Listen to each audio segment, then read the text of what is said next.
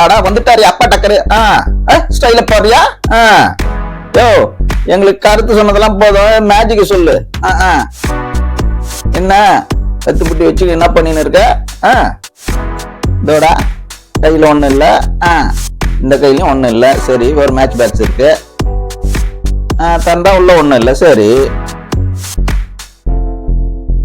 என்ன பண்ற?